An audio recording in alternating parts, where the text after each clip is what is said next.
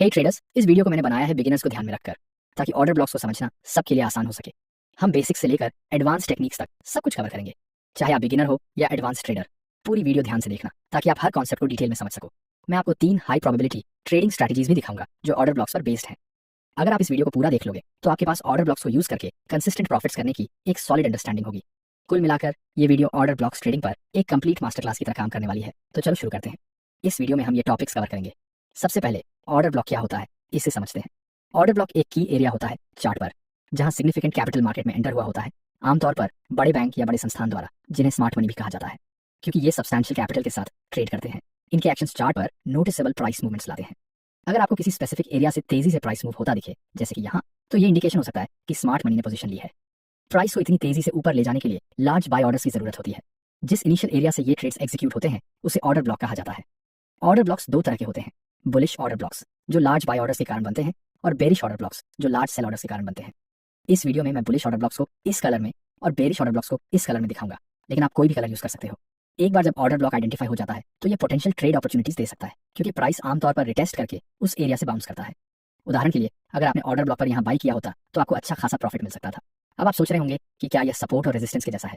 हालांकि order blocks और support और रेजिस्टेंस दोनों की लेवल्स माने जाते हैं, लेकिन ये एक जैसे नहीं होते, क्योंकि इनमें मेजर डिफरेंसेस होते हैं। सबसे पहला अंतर, order blocks significant price movement पर बेस्ड होते हैं। उदाहरण के लिए, अगर प्राइस किसी एरिया से तेजी से मूव करता है तो वहां ऑर्डर ब्लॉक बनाया जा सकता है। इसके अपोजिट, सपोर्ट और रेजिस्टेंस लेवल्स बनाने के लिए पहले मल्टीपल रिजेक्शंस होने चाहिए। जैसे कि अगर प्राइस ने पहले यहाँ रिजेक्शन दिखाया और फिर दूसरा रिजेक्शन यहाँ हुआ, तो हम इसे सपोर्ट लेवल मान सकते हैं।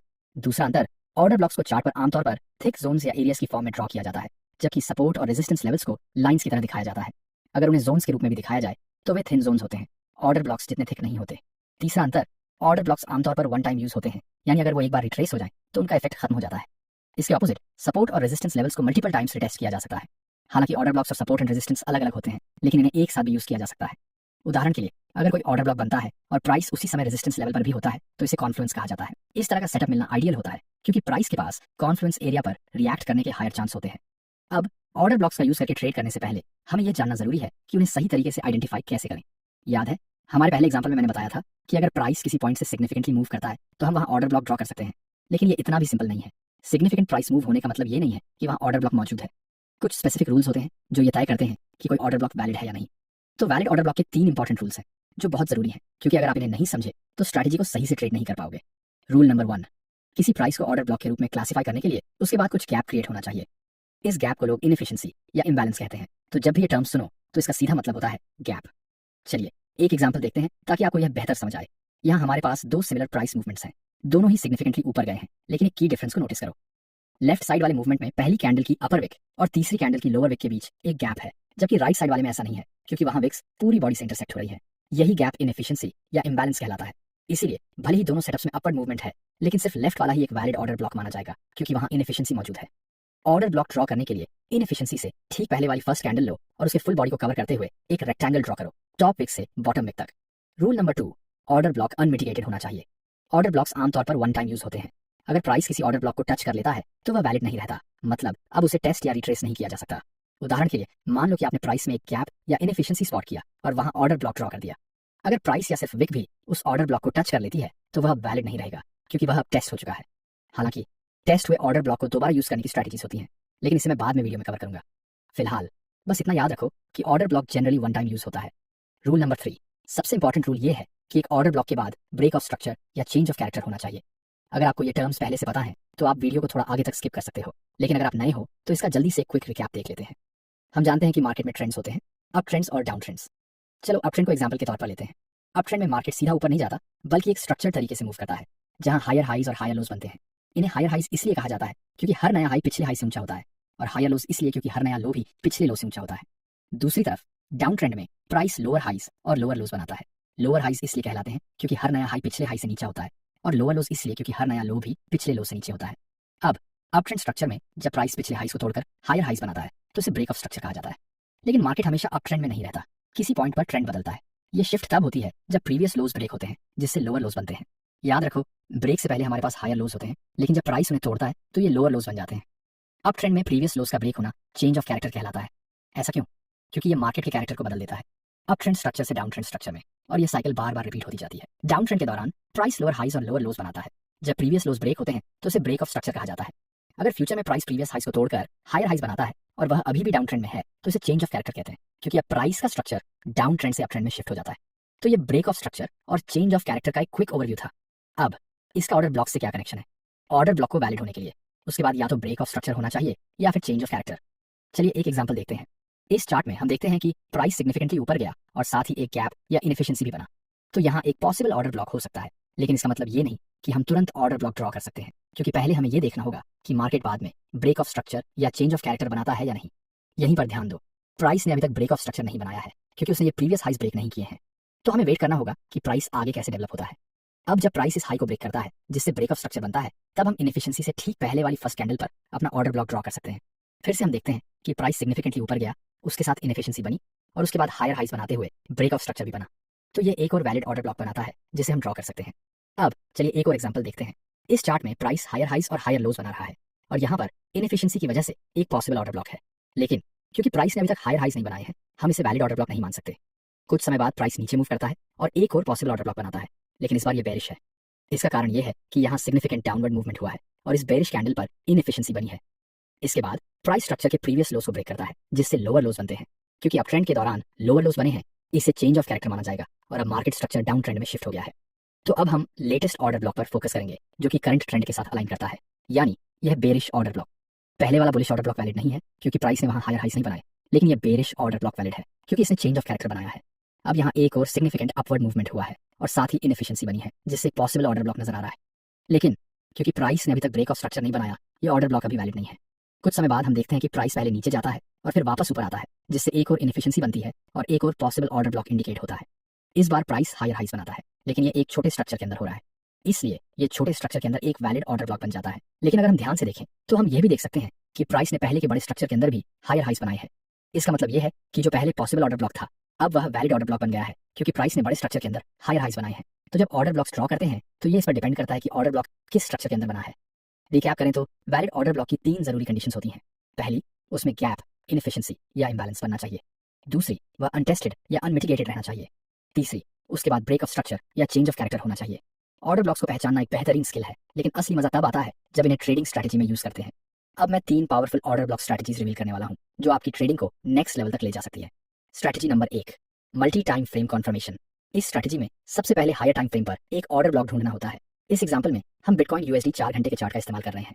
अगर एक नजर डालें तो हमें 2 सिग्निफिकेंट प्राइस मूवमेंट्स दिखती हैं। पहली यहाँ अपवर्ड मूवमेंट और दूसरी यहाँ डाउनवर्ड मूवमेंट। दोनों ही मूवमेंट्स में इनएफिशिएंसीज है जिससे हमें 2 पॉसिबल ऑर्डर ब्लॉक्स दिखते हैं, एक बुलिश और एक बेरिश। लेकिन हमें यह चेक करना होगा कि ये दोनों ऑर्डर ब्लॉक्स वैलिड हैं या नहीं। इस बुलिश ऑर्डर ब्लॉक में प्राइस इनएफिशिएंसी के साथ ऊपर गया, लेकिन कोई क्लियर ब्रेक ऑफ स्ट्रक्चर नहीं हुआ। साथ ही प्राइस ने इसे रिटेस्ट भी कर लिया जिससे यह अनमिटिगेटेड नहीं रहा। अब बेरिश ऑर्डर ब्लॉक को देखें तो प्राइस ने लोअर लोज बनाए जिससे ब्रेक ऑफ स्ट्रक्चर बना और यह अभी भी अनमिटिगेटेड है। तो एनालिसिस के आधार पर सिर्फ ये बेरिश ऑर्डर ब्लॉक वैलिड है। अब सही ऑर्डर ब्लॉक पहचान लेने के बाद अगला स्टेप है वेट करना कि प्राइस उस ऑर्डर ब्लॉक तक वापस रिट्रेस करे। जैसे ही प्राइस ऑर्डर ब्लॉक को टच करता है, हम स्ट्रैटेजी के अगले स्टेप पर बढ़ते हैं जो है कंफर्मेशन। हमें कंफर्म करना होगा कि प्राइस वाकई में ऑर्डर ब्लॉक से रिवर्स होगा या नहीं। इसके लिए हम लोअर टाइम फ्रेम जैसे 15 मिनट चार्ट पर स्विच करेंगे। 15 मिनट के चार्ट में हम बेरिश मोमेंटम के किसी भी इंडिकेशन को ढूंढेंगे जिससे कंफर्म हो सके कि प्राइस इस ऑर्डर ब्लॉक से रिवर्स हो सकता है। आप किसी भी कन्फर्मेशन टूल का इस्तेमाल कर सकते हैं, चाहे MACD indicator, bearish candlestick pattern या मार्केट स्ट्रक्चर में चेंज। मेरा फेवरेट कन्फर्मेशन टूल है बेयरिश इनगल्फिंग कैंडलस्टिक पैटर्न। ये सिंपल और इफेक्टिव है और अर्ली सिग्नल्स देता है। बेयरिश इनगल्फिंग पैटर्न तब बनता है जब एक छोटी बुलिश कैंडल के तुरंत बाद एक बड़ी बेयरिश कैंडल बनती है जो पहली कैंडल को पूरी तरह इंगल्फ कर लेती है। ये एक बुलिश से बेयरिश रिवर्सल का इंडिकेशन देता है।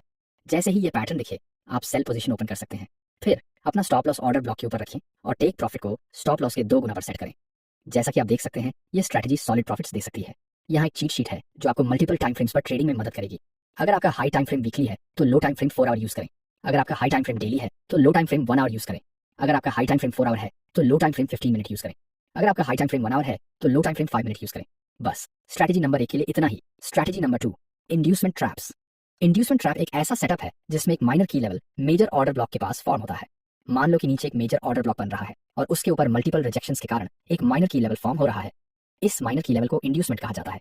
इस स्ट्रैटेजी को इंड्यूसमेंट ट्रैप इसलिए कहा जाता है क्योंकि ज्यादातर केसेस में प्राइस पहले इस माइनर की लेवल को ब्रेक करता है और फिर मेजर ऑर्डर ब्लॉक तक रिट्रेस करता है, उसके बाद वापस रिवर्स होता है। जो ट्रेडर्स इस की लेवल पर बाय करते हैं ये सोचकर कि प्राइस यहाँ से बाउंस करेगा, वे अक्सर स्टॉप आउट हो जाते हैं। अगर तुम्हें ऐसा सेटअप दिखे जहां माइनर की लेवल मेजर ऑर्डर ब्लॉक के ऊपर बना हो तो तुम मेजर ऑर्डर ब्लॉक के बीच में एक बाय ऑर्डर शेड्यूल कर सकते हो। इस तरह तुम्हारा बाय ऑर्डर तभी ट्रिगर होगा जब प्राइस ऑर्डर ब्लॉक को टच करेगा, जिससे हाई रिवॉर्ड ट्रेड मिल सकता है। लेकिन अगर प्राइस ऑर्डर ब्लॉक तक नहीं पहुंचता तो कोई पोजीशन ओपन नहीं होगी, जिससे कोई रिस्क नहीं रहेगा। ये पैटर्न जितना रैंडम लगता है उतना है नहीं, बल्कि यह मार्केट में काफी कॉमन है और इसके पीछे एक स्ट्रॉन्ग लॉजिक है। पहले ये समझते हैं कि बड़े इंस्टीट्यूशंस मार्केट में एक आइडियल प्राइस पर एंटर करना चाहते हैं, लेकिन उनकी कैपिटल बहुत बड़ी होती है, जिससे प्राइस अचानक बड़ा मूव मिल सकता है। रिटेल ट्रेडर्स की तरह वे आसानी से पोजीशंस नहीं ले सकते, क्योंकि उनके बड़े ऑर्डर्स प्राइस को ऊपर पुश कर सकते हैं, जिससे उनका एवरेज एंट्री प्राइस ज्यादा हो जाएगा। इसलिए लोअर प्राइस पर एंटर करने के लिए वे इंड्यूसमेंट लेवल्स का इस्तेमाल करते हैं। मार्केट में एंटर करने और ऑर्डर ब्लॉक बनाने के बाद वे प्राइस को दोबारा ऑर्डर ब्लॉक की तरफ पुश करते हैं, ताकि उन ट्रेडर्स को ट्रैक किया जा सके जो इंड्यूसमेंट लेवल पर बाय कर रहे थे, यह सोचकर कि प्राइस वहीं से बाउंस करेगा। ये इसलिए इफेक्टिव है क्योंकि ट्रेडर्स आमतौर पर की लेवल्स के नीचे स्टॉप लॉसेस लगाते हैं, और जब प्राइस थोड़ा नीचे आता है तो ये स्टॉप लॉसेस ट्रिगर हो जाते हैं, जिससे और ज्यादा सेलिंग प्रेशर बनता है। इससे स्मार्ट मनी जो पहले ऑर्डर ब्लॉक में एंटर कर चुका था दोबारा उसी प्राइस पर एंटर कर सकता है, जिससे प्राइस फिर से ऊपर चला जाता है। यही इस पैटर्न के काम करने का बेसिक लॉजिक है। अब एक रियल एग्जांपल देखते हैं। इस चार्ट में प्राइस एक सिग्निफिकेंट अपवर्ड मूव करता है, जिसमें इनएफिशिएंसी होती है और फिर एक ब्रेक ऑफ स्ट्रक्चर होता है, जिससे यह ऑर्डर ब्लॉक वैलिड हो जाता है। इस अपवर्ड मूव के बाद हमने एक इंड्यूसमेंट जोन आइडेंटिफाई किया, क्योंकि प्राइस ने सपोर्ट लेवल पर मल्टीपल बार रिजेक्शन दिखाया। अब क्योंकि यहाँ एक मेजर ऑर्डर ब्लॉक नीचे है और एक माइनर सपोर्ट लेवल इसके पास बना हुआ है, तो यह एक पोटेंशियल इंड्यूसमेंट ट्रैप हो सकता है। इसका मतलब प्राइस पहले माइनर सपोर्ट लेवल को तोड़ सकता है और फिर ऑर्डर ब्लॉक को रिटेस्ट कर सकता है। इसलिए हम ऑर्डर ब्लॉक के बीच में एक लिमिट बाय ऑर्डर प्लेस करते हैं और वेट करते हैं। जैसा कि देखा जा सकता है, प्राइस नीचे गया, इंड्यूसमेंट लेवल को तोड़ा और हमारे बाय ऑर्डर को ऑर्डर ब्लॉक पर ट्रिगर कर दिया। ऑर्डर ट्रिगर होने के बाद हम स्टॉप लॉस को ऑर्डर ब्लॉक के ठीक नीचे रखते हैं और टेक प्रॉफिट को स्टॉप लॉस के 2 से 3 गुना साइज पर सेट करते हैं। तुम चाहो तो इंड्यूसमेंट जोन को भी अपना टेक प्रॉफिट टारगेट बना सकते हो, और जैसा कि आप देख सकते हैं ये ट्रेड प्रॉफिटेबल रहा। Strategy number 3, breaker blocks. Video के बिल्कुल फर्स्ट पार्ट में मैंने बताया था कि ऑर्डर ब्लॉक्स आमतौर पर सिर्फ एक बार यूज किए जाते हैं, लेकिन एक तरीका ऐसा भी है जिससे उन ऑर्डर ब्लॉक्स का फायदा उठाया जा सकता है जो ब्रेक हो चुके हैं। इसी स्ट्रैटेजी को ब्रेकर ब्लॉक्स कहा जाता है। ब्रेकर ब्लॉक असल में एक पहले वैलिड ऑर्डर ब्लॉक होता है जो ब्रेक हो चुका होता है। जब एक ऑर्डर ब्लॉक टूट जाता है तो प्राइस दोबारा उस लेवल तक रिट्रेस कर सकता है और ये एक पोटेंशियल रेजिस्टेंस लेवल की तरह एक्ट कर सकता है, जहां प्राइस रिजेक्ट हो सकता है। ये हमें ब्रेकर ब्लॉक पर शॉर्ट करने का मौका देता है। ध्यान रखना कि ब्रेकर ब्लॉक्स आमतौर पर एक बार ही काम करते हैं। एक बार जब प्राइस इस लेवल को ब्रेक और रिटेस्ट कर लेता है तो उसकी इफेक्टिवनेस खत्म हो जाती है। अब इस चार्ट को ब्रेक डाउन करते हैं। इसमें दिख रहा है कि प्राइस ने एक सिग्निफिकेंट अपवर्ड मूव किया, जिसमें इनएफिशिएंसी भी थी। साथ ही प्राइस ने यहाँ हायर हाइज बनाए, इसलिए हम इस कैंडल पर एक ऑर्डर ब्लॉक ड्रॉ कर सकते हैं। लेकिन फिर प्राइस नीचे आकर ऑर्डर ब्लॉक को तोड़ देता है। इस मूव के कारण मार्केट में चेंज ऑफ कैरेक्टर हुआ, क्योंकि प्राइस ने पिछले लोस को ब्रेक कर दिया, जो यह दिखाता है कि ट्रेंड बुलिश से बेरिश में शिफ्ट हो गया है। अब जब प्राइस दोबारा प्रीवियस ऑर्डर ब्लॉक की ओर रिट्रेस कर रहा है तो ये एक पोटेंशियल रेजिस्टेंस जोन बन सकता है। ये एक प्राइम एरिया है जहां शॉर्ट पोजीशन ओपन की जा सकती है।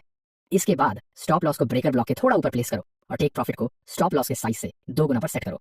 जैसा कि आप देख सकते हैं, प्राइस ने इस ऑर्डर ब्लॉक को रिजेक्ट किया, टारगेट को हिट किया और हमें एक अच्छा प्रॉफिट मिला। तो ये था पूरा स्टेप बाय स्टेप प्रोसेस, जिससे तुम ऑर्डर ब्लॉक्स को ढूंढकर ट्रेड कर सकते हो।